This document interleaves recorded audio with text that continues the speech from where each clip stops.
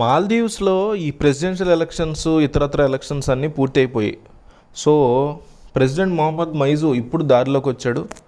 ఇప్పుడు మనం అంటే ఈ రాజకీయ నాయకులు ఎవరైనా కూడా ఏ దేశంలో అయినా కూడా, మన దేశంలో అయినా మోడీ అయినా, రాహుల్ గాంధీ అయినా, మన రాష్ట్రాల్లో అయినా, ప్రపంచవ్యాప్తంగా ఎక్కడైనా కూడా ఎట్లా తయారయ్యారంటే ఈ వెధవులు రాజకీయ నాయకులు ఎలక్షన్ వరకు ఒక పాట, ఎలక్షన్ గెలిచేసాము గెలవటం కోసం రకరకాల అబద్ధాలు, కొత్త కొత్త రెవల్యూషన్లు, ప్రేమ గారిపోతున్నట్టు డ్రామాలు, ఇవన్నీ అబద్ధాలు చెప్పి అధికారంలోకి వచ్చిన తర్వాత అసలు నిజాలు తెలుసుకుని దాని ప్రకారం ప్రజలు బతకాలి, దేశము ప్రవర్తించాలన్నట్టు.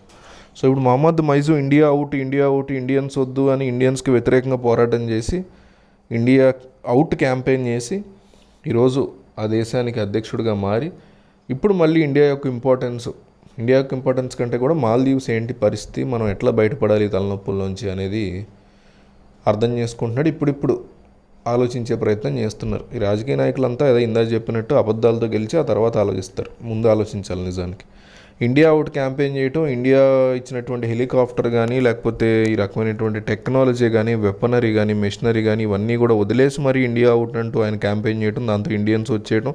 రీసెంట్గా కూడా అక్కడి డిఫెన్స్ మినిస్టర్ ఉంటాడు కదా, డిఫెన్స్ మినిస్టర్ మాకు అసలు ఈ టెక్నాలజీ వాడడమే రావట్లేదు, మీరు వచ్చి హెల్ప్ చేయండి అంటాం.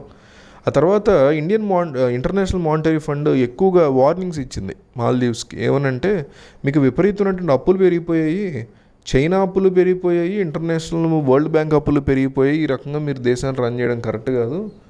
ఏదైతే చైనా మీకు అప్పులు ఇచ్చిందో రేపు పొద్దున్న నుంచి వాళ్ళు డైలీ వడ్డీ కట్టించుకునే వాళ్ళలాగా మిమ్మల్ని ఇంకా కబళిస్తాడు అనేసి ఇంటర్నేషనల్ మానిటరీ ఫండ్ చాలా స్ట్రాంగ్ వార్నింగ్ ఇచ్చింది. దాంతో ఇప్పుడు మాల్దీవ్స్ ఫారెన్ మినిస్టర్ ఇండియాకి రావడం, ఈ క్రైసిస్ నుంచి కాపాడమని అడగడం, దాంతో చైనా నుంచి చాలా అప్పులు ఇప్పటికే తీసుకున్నారు వాళ్ళు. దాంతో $50 మిలియన్ క్రెడిట్ని ఎక్స్టెండ్ చేసింది ఇండియన్ గవర్నమెంట్ ఎస్బీఐ ద్వారా, జీరో ఇంట్రెస్ట్కి. అంటే ఇంట్రెస్ట్ కూడా లేకుండా ఎస్బీఐ లాంటి ఒక బ్యాంకింగ్ సెక్టర్తో, అంటే ఇవన్నీ కూడా ఎస్బీఐ నడిచేది మన ట్యాక్స్ మనీలే, మన వడ్డీలే, మన బ్యాంకులే, అది కూడా మనకి ఎవరు జీరో ఇంట్రెస్ట్కి ఎందుకు ఇవ్వాల్సి వచ్చింది మాల్దీవ్స్కి అని అడిగేటువంటి పరిస్థితులు వస్తాయి. జనరల్గా మనకే ఆ లాజిక్ డౌట్ వస్తుంది. అయితే దీని వెనకాల రకరకాల అంశాలు ఉంటాయి. ఫర్ ఎగ్జాంపుల్ ఇప్పుడు శ్రీలంక క్రైసిస్లోకి వెళ్ళినప్పుడు ఆ యొక్క క్రైసిస్ని మనం యాక్సెప్ట్ చేసి వాళ్ళకి గ్యారంటీగా నిలబడి ఇంటర్నేషనల్ మానిటరీ ఫండ్ నుంచి అప్పులు ఇప్పించాం. అట్లా ఎందుకు చేస్తాం అంటే మాల్దీవ్స్ కూడా ఇప్పుడు అదే చేస్తున్నాం. అట్లా ఎందుకు చేస్తాం అంటే పోర్ట్స్ ఉంటాయి శ్రీలంక కానీ లేకపోతే మీకు మాల్దీవ్స్ కానీ, ఈ పోర్ట్ల యొక్క అవసరం మనకు పడుతుంది ఏదో ఒక రోజు. అందువల్ల ఈ గుడ్ విల్ని మెయింటైన్ చేసుకుంటూ ఇండియన్ గవర్నమెంట్ వాళ్ళకి సహకరించేటువంటి పరిస్థితి. ఓ పక్క వాళ్ళని, వాళ్ళ దేశ ప్రజల్ని కాపాడుతూ ఆ గుడ్ విల్ని మెయింటైన్ చేసుకుంటూ ఒక ఫ్రెండ్లీ నేచర్ని అలవాటు చేసుకుంటూ వాళ్ళ యొక్క టూరిజమ్స్ని అభివృద్ధి చేయడం అనేది రేపు పొద్దున మనకి వాళ్ళ పోర్ట్స్ అనేవి కంప్లీట్గా ఇండియాకి ఉండేలాగా, ఇండియాకి అక్కడ అథారిటీ ఉండేలాగా రాయించుకుని మరి ఒక హెల్ప్లు చేయడం అనేది మాత్రం ఒక పాజిటివ్ సైన్ కింద చెప్పుకోవాలి.